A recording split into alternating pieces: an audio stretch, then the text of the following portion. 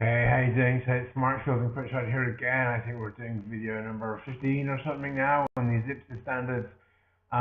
Today's little talk, therefore, is all about IPSAS number 37, which is joint arrangement. Right, IPSAS number 37 comes as part of a whole suite of new IPSAS which were introduced, so 35, 36, 37, 38, which people who are students of ACCA or people who have an interest in IFRS will already really be quite well acquainted with, because joint arrangements comes into this whole idea of consolidation. Now, if you are a student studying for IPSAS, studying for ACCA, then you will know that, well, I forgot what it's called now, your B7 level, whatever your financial accounting level is, that consolidation is a big topic. So rather than look at the mass kind of consolidation, we're just looking at this idea of joint arrangements. So this is IPSAS number 37. I think we've introduced this here. Okay, let's get into the slides straight away, because it's actually, let's get to the slides straight away, then start to talk again. But it's a topic which, when you read the standard's really quite hard to read, but when you actually see what the standard means, then you will see that it's not really so difficult at all. So let's just look at the background here. What's happening is that we have some kind of joint arrangement. So, we've looked at standard number 32, which is service concessions. So it's something which often is kind of similar to that.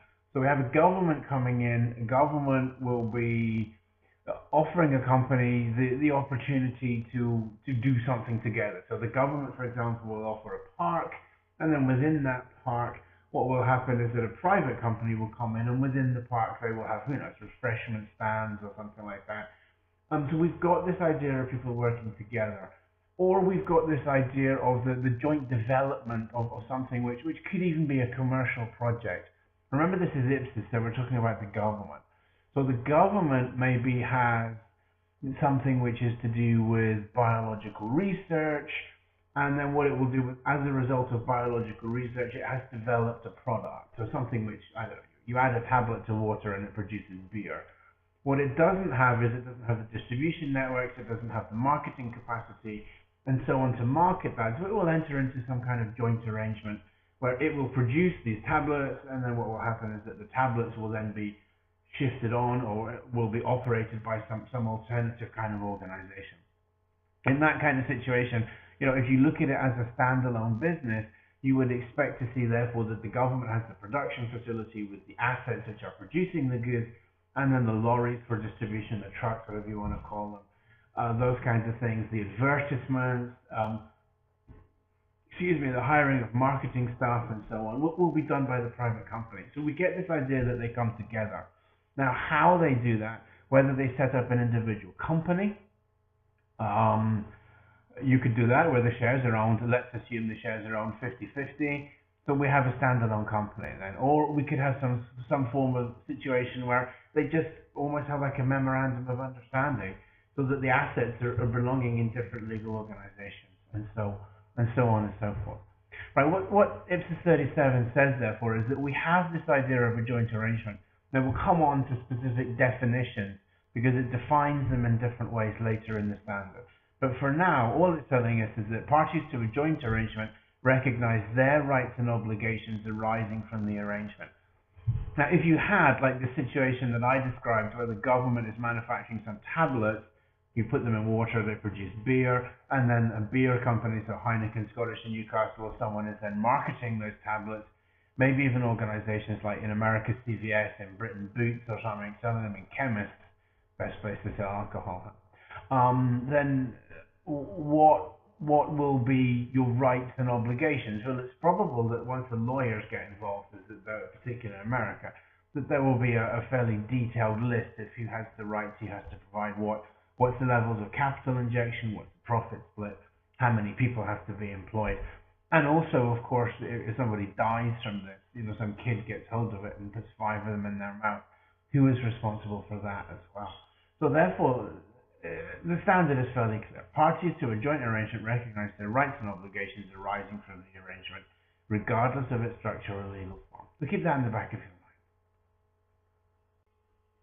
So this is just a little blurb then from IFAC and from the IPSAS board about what it is they're actually trying to achieve. So I'm giving you a little overview here. We call it now a principles-based approach, and the point of this is it seeks to provide investors with greater clarity about an entity's involvement in joint arrangements. So therefore, what they're saying is that previously you didn't necessarily have to recognize these rights and obligations. No, it was still quite difficult not to. But it was a way of kind of keeping assets and liabilities, and particularly, I guess, contingent liabilities, off of the balance sheet, out of your books and records. So now the point is that you have to show these things and say what they are. And that's what IPSAS 37 is seeking to do. Again, bearing in mind that IPSAS follows IFRS 11, I think it is. You know, we're following 3 years later, so we're seeing what's worked and what hasn't worked in IFRS as well. So the legal structure is no longer the most significant factor in determining the accounting. So if you're a student, this is a substance over form, and there are now only two forms of joint arrangements: joint operations and joint ventures. So what we'll do is we'll come on to define those. But you need to remember those two things. I got to be honest, I can never get my head quite around them. So joint operations and joint ventures. And it says here that accounting operations have been eliminated under the new standard, so equity accounting must be used for joint ventures. So notice that equity accounting must be used for joint ventures. Equity accounting, you need to have a look at your textbook, but this is a situation where we show the cost, then we add on our share of accumulated profit after the date of purchase. If you're doing ACCA, that's what you will have been learning about for consolidation of associates. So only two forms of joint arrangement. So some of the other forms are proportional, so you could just take a proportion of the assets and a proportion of the liabilities, show them in your balance sheet. That's gone now, because that was, how to say, I wouldn't want to say open to manipulation, because it sounds like people are deliberately trying to do bad things. But the point was that if you were particularly involved in we talked about the beer thing, in the distribution of the beer thing, it may be that your potential obligations are much higher because you have much more contact with the general public, or it may just be because the stronger negotiating position of the lawyers or the government leaves you in that position. So now it's much more focused on what your actual obligations are rather than some kind of, it could be that we own 30%, so let's call it 30%, you know? Again, they're forcing us now to be a bit more direct with these things, and the disclosure requirements will force you as well to disclose these things. So let's just have a look and see what the IPSAS board is actually trying to achieve here. And this actually comes, this is always is what they're saying here, but it actually comes from IFRS. IFRS has the same principles in it as well. So it enhances the verifiability and understandability. Well, by limiting the options, it certainly does. I think as well, there's a definite attempt here to show what's underlying these joint ventures, particularly for governments which are in mineral-rich countries. A great deal of these things they will do through joint ventures. A great deal of these things, meaning how they will mine, extract, purify, and then sell their products on the worldwide market. And if you are a government and you own 20% of something in 500 of these projects, it starts to become, even at government level, almost material. So the object of the exercise is that for each one of these is to show what's actually happening, rather than, there's a mine over there, we own 25% of it, let's just take some kind of random number. So there's a definite attempt to enhance the verifiability and the understandability of what's underlying these things.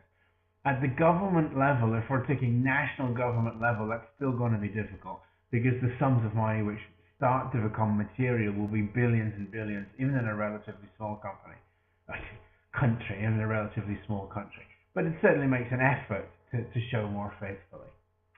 Improves consistency, it certainly does, because it's limiting your options. So you can't have this mine over here, you do this way, and this one you do this way. You're of course never supposed to do that, but who knows what governments are going to get up to. Different ministries as well may treat the things in different ways. Ministry of Agriculture, and then we may have, Ministry of Education may have biological assets, and then you may have a Ministry of Mining and Finance if you're in a country that's mineral rich. And they may all do these things in different ways, depending on political strength and their accounting systems as well. Don't forget that many departments in governments will have different accounting systems which are aimed at, or biased towards doing things in different ways. By improving the consistency, we necessarily improve the comparability. So we can have a look at these things, and hopefully we can make some sort of performance judgments as well. So we can understand similarities in and differences between. Again, it depends on the disclosure and what they actually tell you about the damn things, whether you can do that or not. It's certainly an aim of these things, but if they are all the same, you should be able to compare Canada to Australia, for example, because they have similar types of economies. Okay, that is what they're trying to do. Whether they do or not will depend on the people who produce the account, but it gives you those options. Okay, this is key now, because now we've kind of talked the talk. We've said this is what we're trying to do. Now you can see this slide here that we've called application of the principle. You should read this, because you've got to get this if you're going to actually understand what this whole thing's about. And as I said to you at the start, when you read the standard, it looks really horrible, but when you actually go into the meat of it, it's not really that difficult. So there are two different things. Let's call them things for now. So an organization, a ministry, will enter into some form of joint project, joint arrangement. Right, that can be classified in one of two ways. It is either a joint operation or it is a joint venture. Okay. Now what I'm going to do in the next couple of slides is give you a decision tree, but just keep this in the back of your mind therefore. Right, so a joint operator accounts for assets, liabilities, and corresponding revenues and expenses arising from the arrangement. Right, I make no apologies for just reading that to you. You need to bear that in mind, okay? So if it's a joint operation, we take assets, liabilities, revenues, and expenses. Okay? So therefore, you're going to have those assets in the balance sheet, those liabilities in the balance sheet, blah, blah, blah. And in your income statement, you'll have revenues and expenses. If it is a joint venture, then we use the equity method. The equity method, remember, is you take the cost and you add your share of profits that have occurred, and you deduct your share of losses afterwards. Right, two things. Joint operation, joint venture. Operator, assets, liabilities, etc., etc. Joint venture, this thing called the equity method. Any of you who've done ACCA or are doing ACCA should know that very well.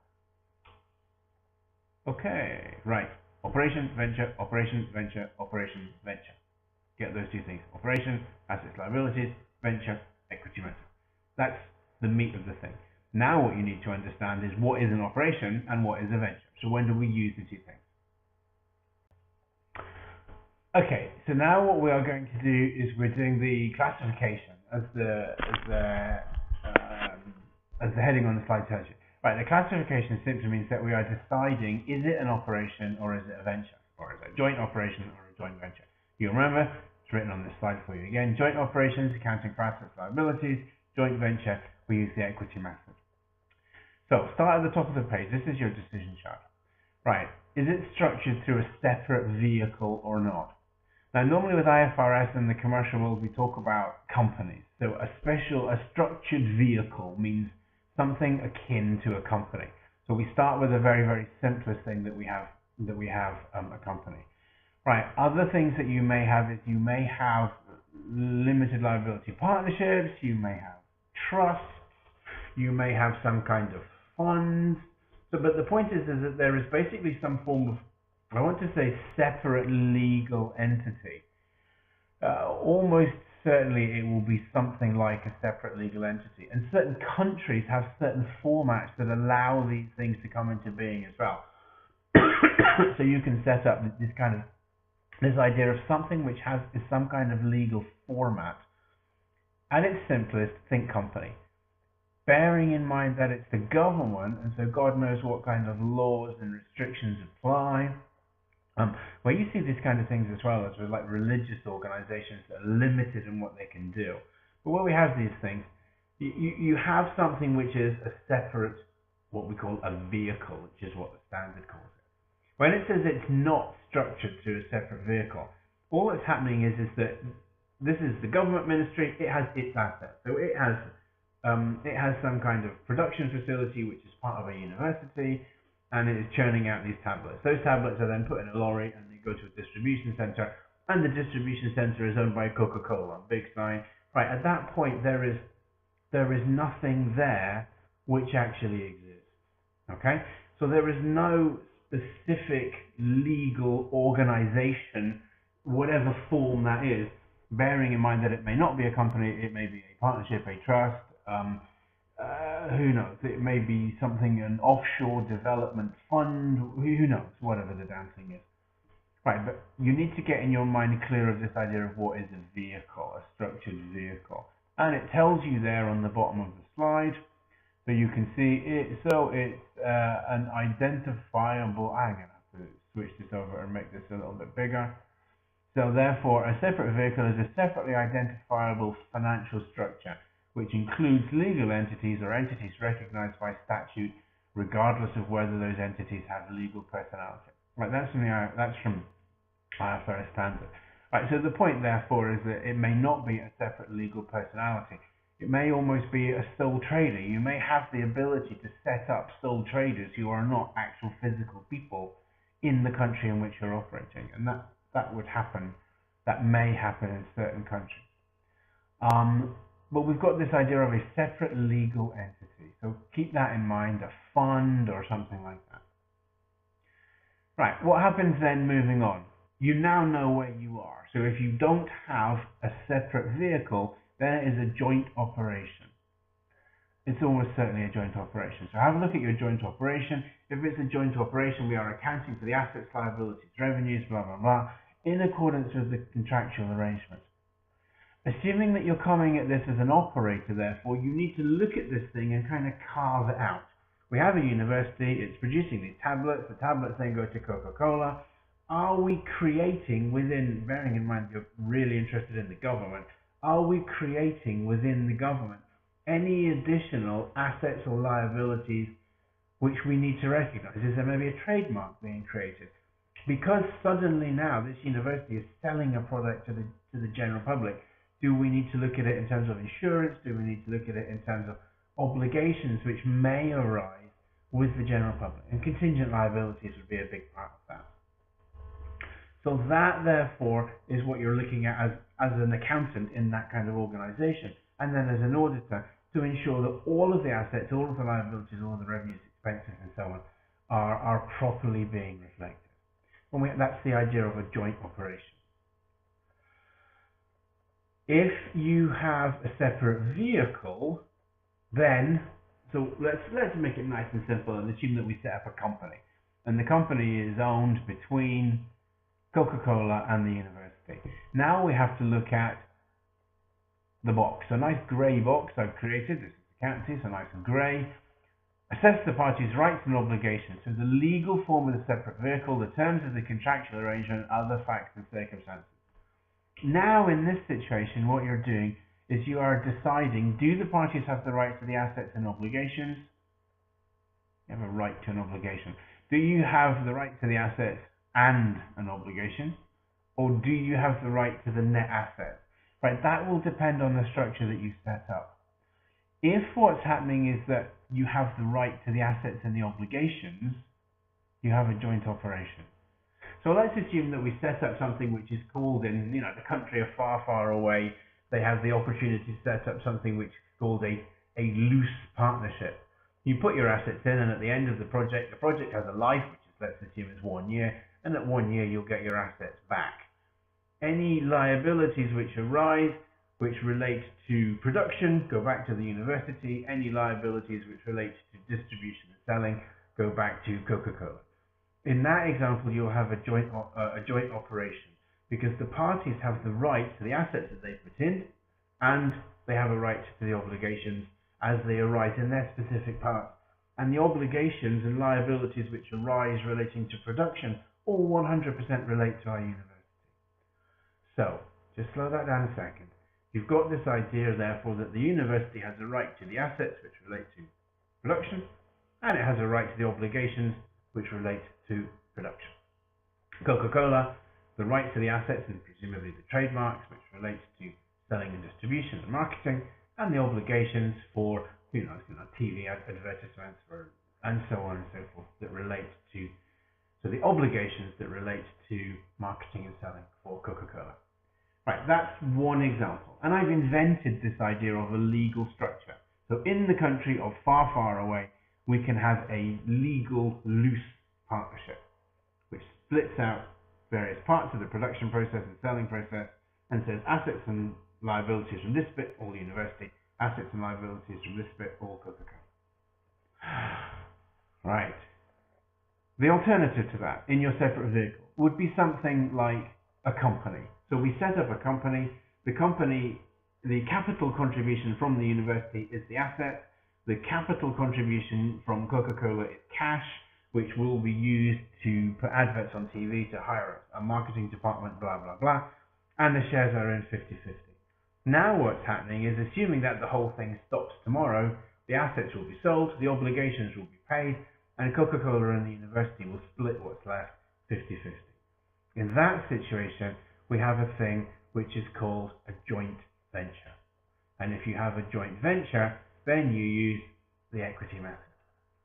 Okay? Right, you need to get clear in your head, therefore, what is a joint operation and a joint venture.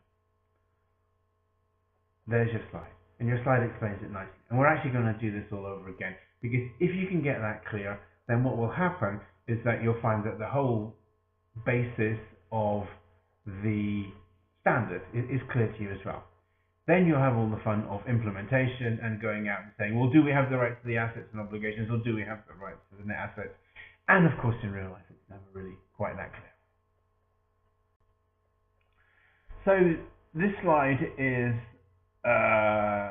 basic repeat of slide. The last slide, I forgot what the last slide was. I can't see the numbers. The last slide was number 6, yeah? So let's just have a look at our decision tree then. So we look therefore at the legal form. So do the parties have rights to the assets and obligations for the liabilities? If they do, it's a joint operation. So remember, if we're back in far, far away, we have this idea of the legal loose partnership. Production, all assets and liabilities relating to production belong to the university. All of the marketing belongs to Coca-Cola. So the answer is yes. So here what you do, you just go straight to joint operation. It's already decided at that point. If the answer is no, because there's a company, then what happens is, do the parties have contractual rights to the assets and obligations? Now, this may happen because, let's assume you have a very simple country, and the country only has sole trader or company. Those are your choices, because it's a country that doesn't have a particularly advanced legal format.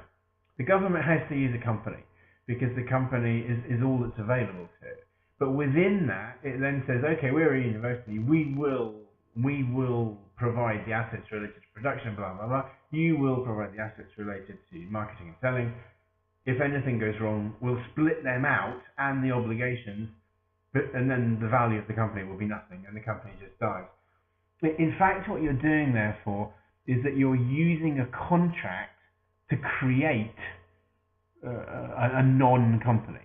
So all that's happening is we're saying, okay, the legal form of the structure is a company where in principle it ought to be net assets, but in fact there's a contractual agreement which saves us from that.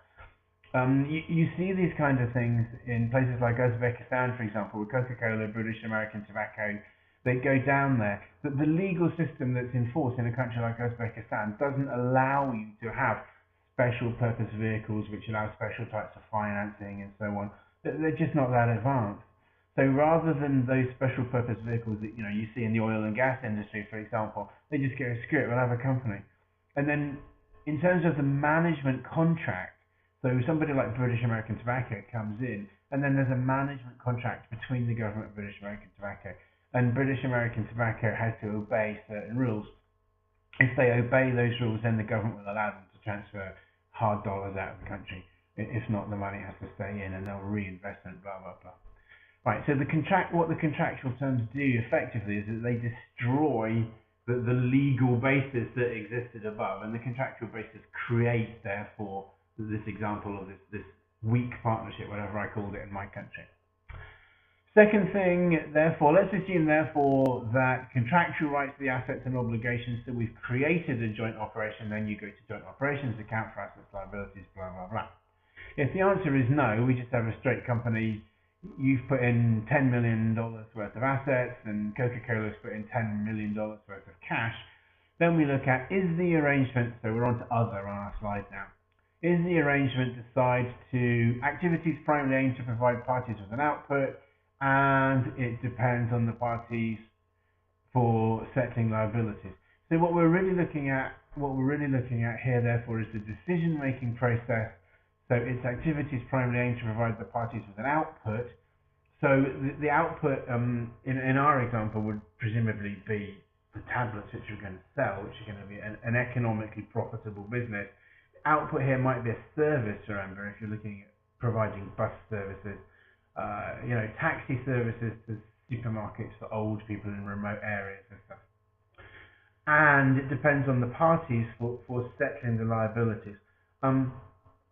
What would happen therefore is if the government is providing buses and someone else is therefore using its drivers, its distribution network to operate them, the point is who is actually going to pay the liabilities, and the two parties therefore will step in. Can you see that what they're saying here is that we have this business, and within the sense of this business, the individuals themselves are settling the liabilities.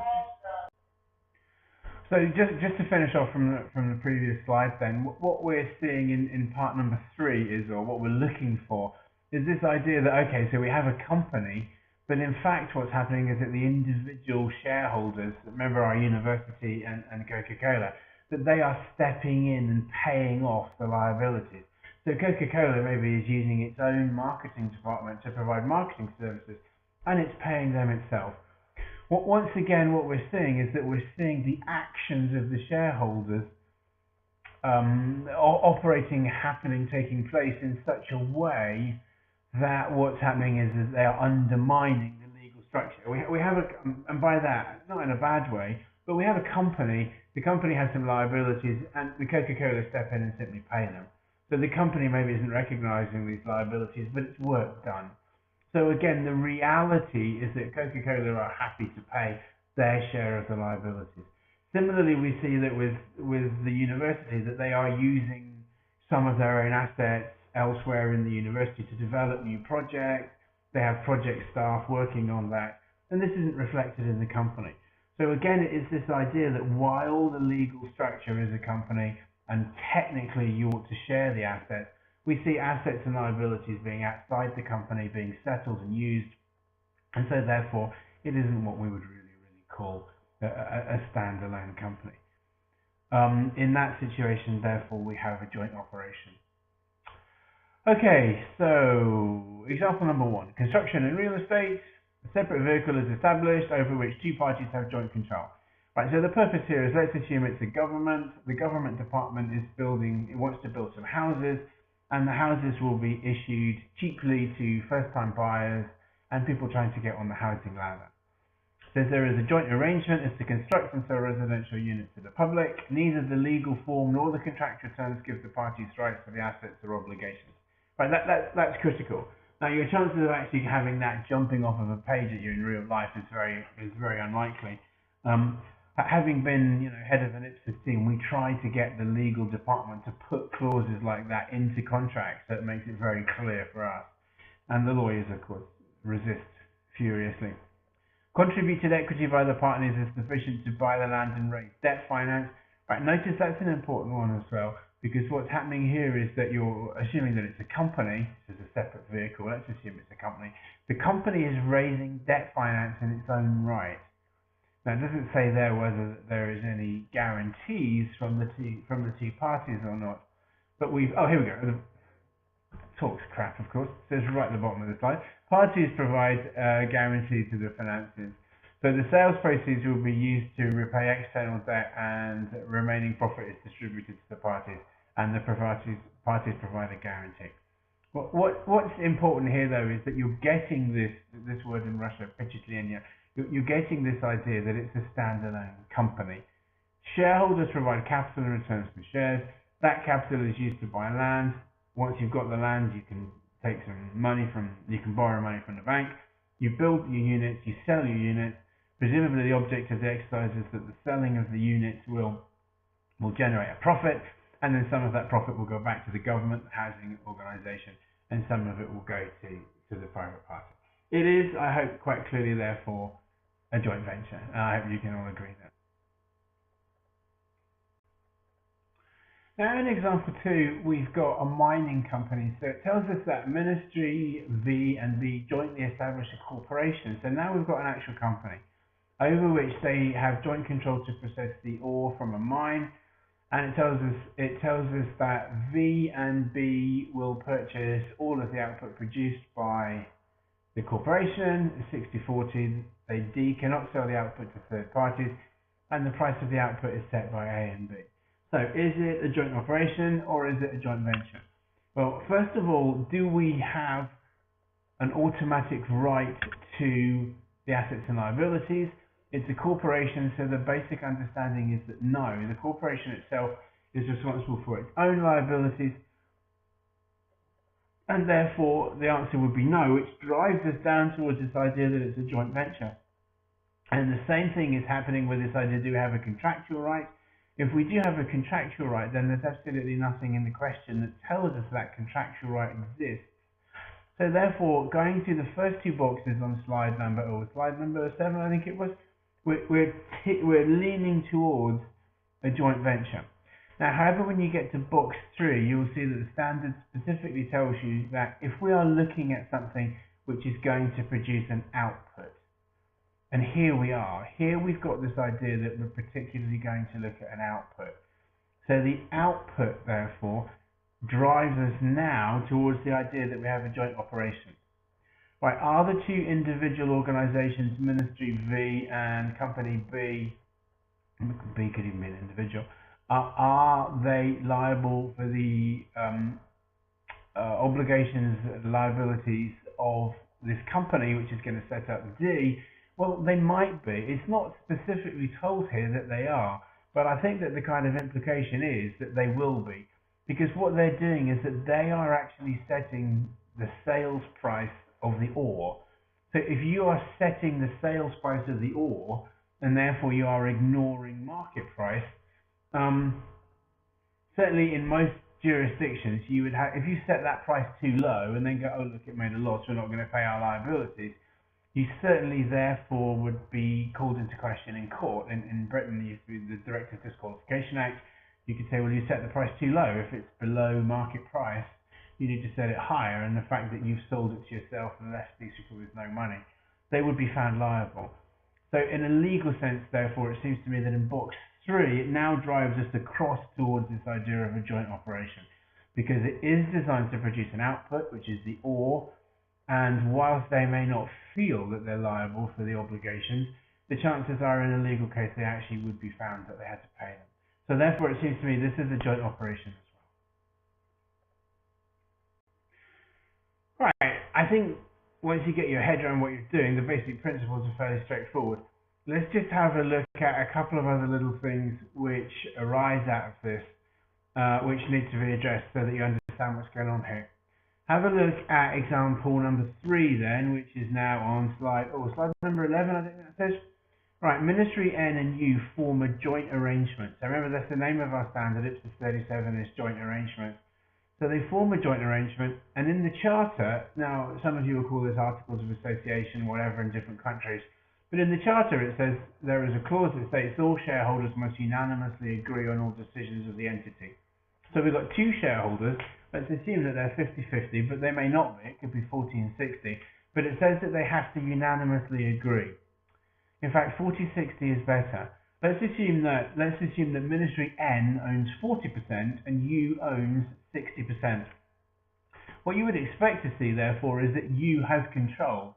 And the reality, because of this clause that says that they have to unanimously agree on all decisions, tells us that U does not have control.